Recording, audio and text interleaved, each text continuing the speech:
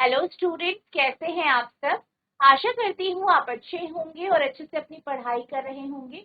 मैं मोनिका रावत आपका स्वागत करती हूँ आईसीटी वर्चुअल क्लासरूम देहरादून में।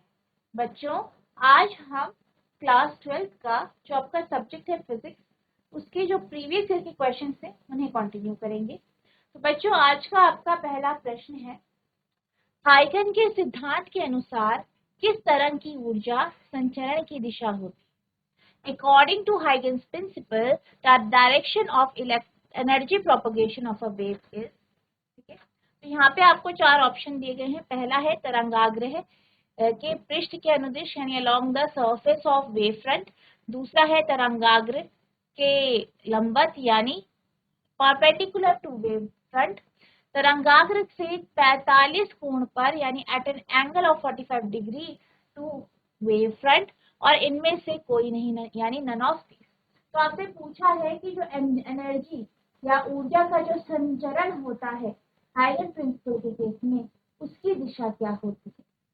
जब हम हाइगन प्रिंसिपल को पढ़ रहे थे तो यहाँ पे हमने ऊर्जा संरक्षण जो आपका संचरण है इसके बारे में भी हमने डिस्कस किया था, और हमने ये देखा था कि हमेशा जो ऊर्जा होती है उसका संचरण हमेशा जो है वेव फ्रंट के लंबवत यानी परपेंडिकुलर होता है।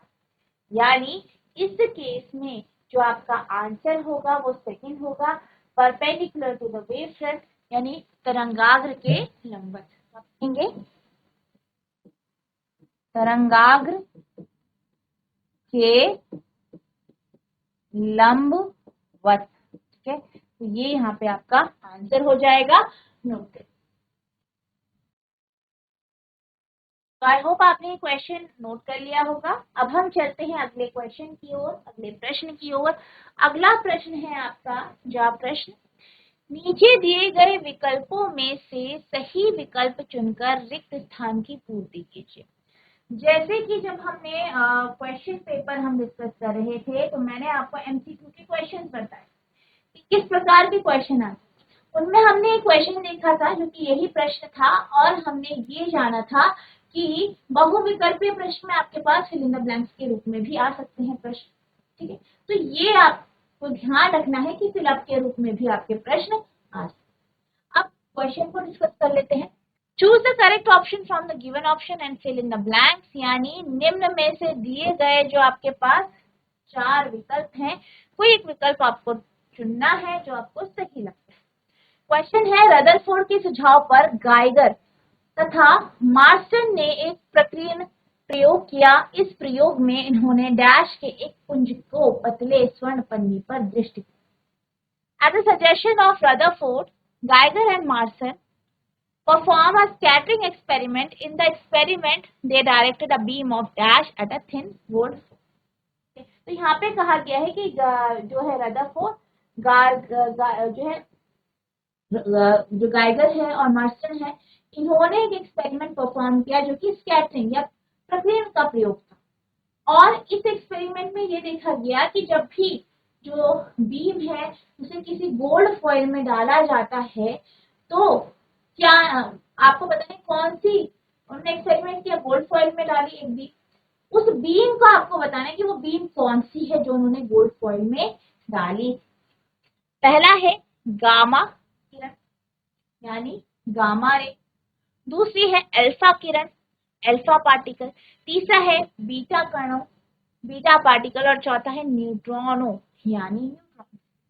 अब यहाँ पे गामा है, अल्फा है, बीटा है और न्यूट्रॉन आपको दिया। आपने रदरफोर्ड का सबसे फेमस आपने एक्सपेरिमेंट पढ़ा है जिसमें वो गोल्ड फॉइल में बीम डालता है, तो बीम कौन सी, अल्फा पार्टिकल।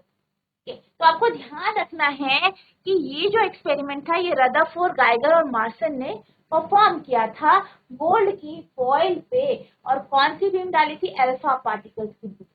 ठीक है, तो आपका आंसर है सेकेंड यानी अल्फा पार्टिकल। नोट कीजिए, ठीक है।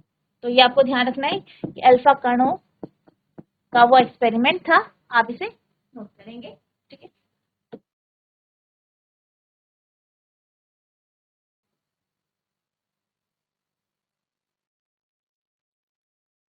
अब हम चलते हैं अगले प्रश्न की ओर। तो हमारा अगला प्रश्न है, एक सेल का विद्युत वाहक बल E वोल्ट है, जब इसे लघुपथिक करते हैं तो इसका टर्मिनल वोल्टेज होगा। क्या कहा गया है कि एक सेल है, उसका जो है विद्युत वाहक बल, इलेक्ट्रोमोटिव फोर्स आपको जो है E वोल्ट दिया गया है, और आपसे पूछा है कि जब लघुपथिक किया जाता है, इसे शॉर्ट सर्किटेड किया जाता है, तो उस समय इसकी टर्मिनल जो इसकी वोल्टेज है वो कितनी। अब यहाँ पे बात की गई है शॉर्ट सर्किट की। शॉर्ट सर्किट से जब भी हम शॉर्ट सर्किट की बात करते हैं तो हम ऐसे सर्किट की बात करते हैं जहाँ पे करंट यानी धारा आपका शून्य हो जाए। अब धारा किसी भी सर्किट में कब प्रवाहित होती है, जब उसमें ईएमएफ प्रोड्यूस किया जाता है या उसमें वोल्टेज डाली जाती है, यानी पोटेंशियल डिफरेंस कुछ होगा। अब जब पोटेंशियल डिफरेंस होगा कुछ, तभी तो धारा प्रवाहित होगी। धारा प्रवाहन के लिए सेल की आवश्यकता होती है, बैटरी की आवश्यकता होती है। तो सेल या बैटरी क्या करता है, सर्किट में पोटेंशियल डिफरेंस क्रिएट करता है, वोल्टेज क्रिएट करता है, जिस कारण धारा प्रवाहित हो पाती है। ठीक है, अब धारा प्रवाहित नहीं हो रही है तो इसका अर्थ क्या है, वहां पे ईएमएफ ही नहीं है, या हम कहे वोल्टेज उसका जीरो है, V जीरो है। या अगर हम बात करें टर्मिनल वोल्टेज की, तो वो क्या है, शून्य। तो आपको ध्यान रखना है, धारा शॉर्ट सर्किट है यानी धारा प्रवाहित नहीं हो रही है। धारा कब प्रवाहित होती है, जब वोल्टेज लगाया जाता है या ईएमएफ प्रोड्यूस किया जाता है, इलेक्ट्रोमोटिव फोर्स प्रोड्यूस किया जाता है। जब करंट नहीं हो रहा है यानी कि इलेक्ट्रोमोटिव फोर्स या कोई टर्मिनल वोल्टेज यहाँ पे प्रोड्यूस यदि नहीं। ठीक है, तो आपका यहाँ पे आंसर होगा सी यानी जीरो। ठीक है, तो आंसर है आपका ऑप्शन नंबर सी यानी जीरो यानी शून्य। ठीक है, तो ये आपका यहाँ पे आंसर है, नोट कीजिए। अब हम चलते हैं अगले प्रश्न की ओर। तो अगला प्रश्न है आपका, which of the following is not an electromagnetic energy, यानी आपसे पूछा गया है कि निम्न में से कौन सी विद्युत चुंबकीय तरंग नहीं है। तो यहाँ पर आपके पास चार ऑप्शन है, पहला है एक्सरे, दूसरा है गामा रे यानी गामा किरण, तीसरा है बीटा रे यानी बीटा किरण, और चौथा है इंफ्रारेड रे यानी अवरक्त। यहाँ पे आपके पास कितनी है, चार ऑप्शन दिए गए हैं। अब इनकी अगर हम बात करें तो यहाँ पर जो है आपको पता है कि जो आपकी इंफ्रारेड रेज हैं वो आपकी विद्युत चुंबकीय तरंगें हैं, गामा रेज भी आपकी विद्युत चुंबकीय तरंग है, एक्स रे भी आपकी विद्युत चुंबकीय तरंग। कौन सी विद्युत चुंबकीय तरंग नहीं है, बीटा किरण, यानी आंसर क्या हो जाएगा, सी यानी बीटा किरण। तो बीटा किरण कैसी किरणें हैं, जो कि आपकी जो है ईएम किरणें नहीं, तो ये ईएम किरण नहीं है या वेव्स नहीं। ठीक है, तो आपको ध्यान नोट करेंगे।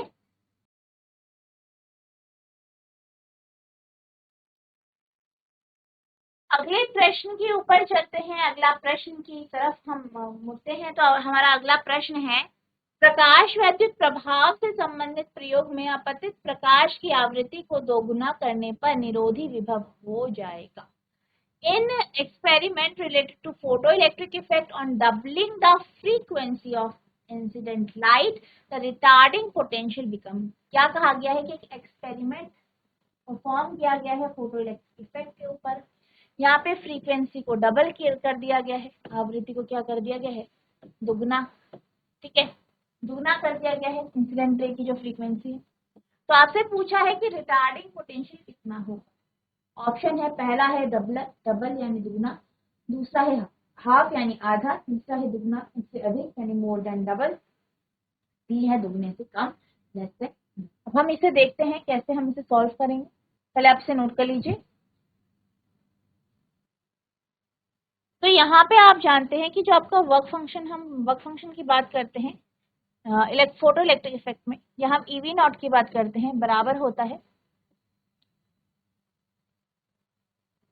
आपका ईवी प्लस डब्ल्यू के, एच न्यू प्लस डब्ल्यू के। तो यहाँ पे हम ये जानते हैं कि जो ईवी नॉट है ये बराबर है आपके एच न्यू माइनस डब्ल्यू। यहाँ पे हम जानते हैं कि जो आपका EV नॉट है बराबर है एच न्यू माइनस डब्ल्यू के, वी नॉट बराबर न्यू एच न्यू अपॉन ई हो जाएगा माइनस डब्ल्यू अपॉन ई हो जाएगा। ठीक है, अब हम क्या कर रहे हैं, हम फ्रीक्वेंसी यानी न्यू को डबल कर रहे हैं। ठीक है, यहाँ पे तो इसे हम न्यू वी नॉट डैश कर देते हैं, एच ट्वाइस कर देते हैं।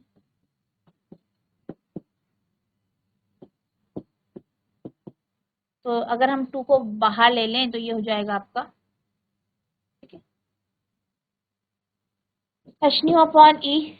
ठीक है, लिख सकते हैं माइनस डब्ल्यू अपॉन ई। ठीक है, इसको हमने कैसे किया है, इसे दिखाती हूँ मैं आपको करके पूरा डिटेल में।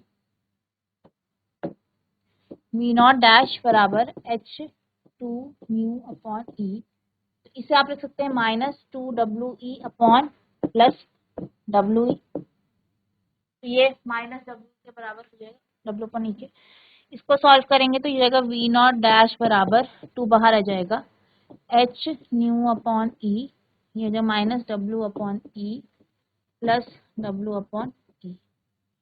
अब अगर हम H nu E minus W upon E की बात करें तो ये किसके बराबर है, इसके बराबर है। ये इक्वेशन नंबर 1 है, ये हमारा नया वोल्टेज आया था, पोटेंशियल आया था जो आपका स्टॉपिंग पोटेंशियल है। ठीक है, तो ये आया आपका, इस तरीके से आया।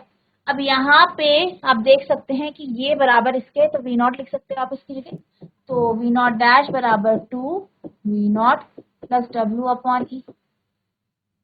ठीक है, अब यहाँ पे आप देख सकते हो कि ये वी नॉट का डबल है, उससे ज्यादा है, वी नॉट का डबल और उससे ज्यादा, यानी आंसर होगा आपका कौन सा, सी, मोर देन डबल, दुगने से अधिक। ठीक है, तो ये आपका आंसर होगा, नोट। अब चलते हैं अगले प्रश्न की ओर। तो आपका अगला प्रश्न है, तो आपका अगला प्रश्न जो है वो कुछ इस तरीके से है, 3 पदार्थों की ऊर्जा बैंड निम्न चित्र में दिए गए हैं। Energy band of 3 substances are shown in the figure, यानी यहाँ पे आपको फिगर दिया गया है, उसमें 3 एनर्जी बैंड यहाँ पे आपको दिए गए हैं। आपको बताना है कौन सा किसका है। अब लिखा है ये पदार्थ क्रमशः है, यानी आपके सीक्वेंस वाइज पदार्थ कुछ इस तरीके से। पहले हम बैंड गैप की बात कर लेते हैं। तो यहाँ पे वैलेंस बैंड और कंडक्शन बैंड, वैलेंस बैंड में आपके इलेक्ट्रॉन होते हैं, कंडक्शन बैंड में जंप करते हैं। ठीक है, जब उसको एनर्जी दी जाती है। अब यहाँ पे क्या होता है कि आपने 3 प्रकार के पदार्थ पढ़े हैं। एक है आपका कंडक्टर, जिसे हम चालक कहते हैं। दूसरा है आपका सेमीकंडक्टर, जिसे आप अर्धचालक कहते हैं। और तीसरा है आपका इंसुलेटर, जिसे आप जो है विद्युत रोधी या कुचालक कहते हैं।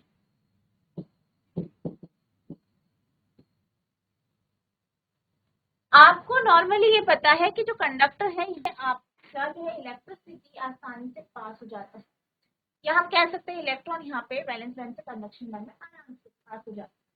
अब इसका रीजन क्या होता है कि दोनों बेहद पास होते, दोनों के बीच कोई गैप नहीं होता या ना के बराबर होता।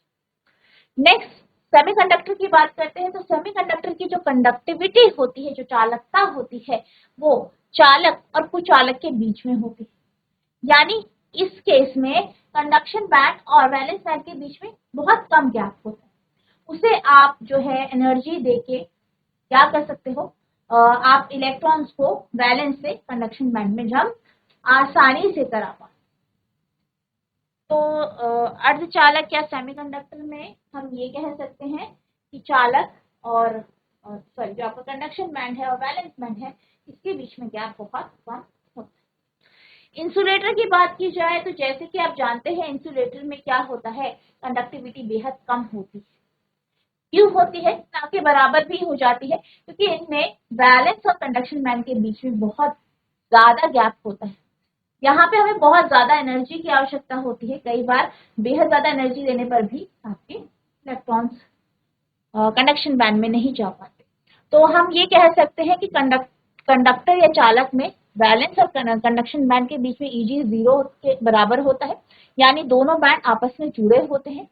दूसरा है सेमीकंडक्टर। सेमीकंडक्टर में क्या होता है, दोनों के बीच में थोड़ा गैपिंग होती है, जिस कारण इलेक्ट्रॉन वैलेंस से कंडक्शन बैंड में चले जाते हैं। फिर इंसुलेटर की बात की जाए तो यहाँ पे इन दोनों के बीच में काफी ज्यादा गैप होता है, यानी 3 eV से काफी ज्यादा। ठीक है, तो हम ये कह सकते हैं कि पहला आपका जो है वो इंसुलेटर को का है, यानी इंसुलेटर का आपका एनर्जी बैंड है। दूसरा है सेमीकंडक्टर्स का अर्धचालक, और तीसरा है चालक कंडक्टर का।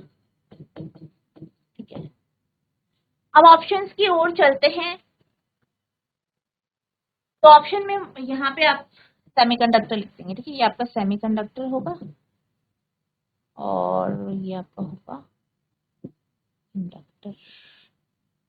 कंडक्टर होगा ये, यानी इससे आप करते हैं कुछ इस तरीके से। ठीक है, तो यहाँ पे आपसे जो आपको जो ऑप्शंस दिए गए हैं उनके बारे में डिस्कस कर लेते हैं। पहला है चालक, अर्धचालक, कुचालक, यानी कंडक्टर, सेमीकंडक्टर, इंसुलेटर। दूसरा है अर्धचालक, कुचालक, चालक, सेमीकंडक्टर, इंसुलेटर, कंडक्टर। तीसरा है कुचालक, अर्धचालक, चालक, इंसुलेटर, सेमीकंडक्टर एंड कंडक्टर। और चौथा है आपका डी ऑप्शन, कुचालक, अर्धचालक, चालक, सेमीकंडक्टर, कंडक्टर और इंसुलेटर। ये आपका गलत दे रखा है यहाँ पे, सेमीकंडक्टर यानी अर्धचालक, अर्धचालक, चालक और कुचालक।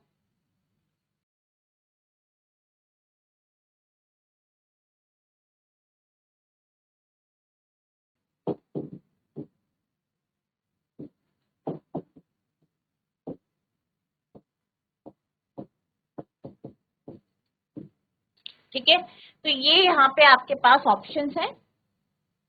अब आंसर की बात कर लेते हैं। तो यहाँ पे आपका जो आंसर होगा वो सी होगा, कुचालक, चालक और कुचालक, अर्धचालक और चालक। ठीक है, यानी आंसर है आपका सी, लिख लेते हैं। कुचालक,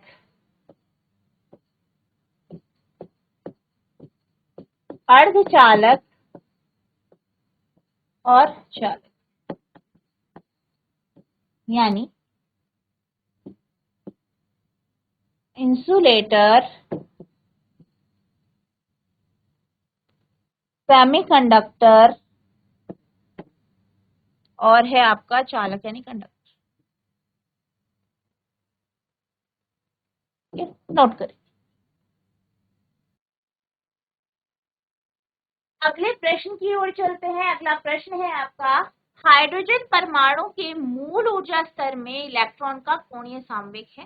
angular momentum of hydrogen atom in its ground state, यानी ग्राउंड स्टेट पर हाइड्रोजन एटम का जो एंगुलर मोमेंटम है वो कितना है। ऑप्शन है h/पाई, दूसरा है h/2 पाई, तीसरा है h/4 पाई और चौथा है आपका 2h/पाई।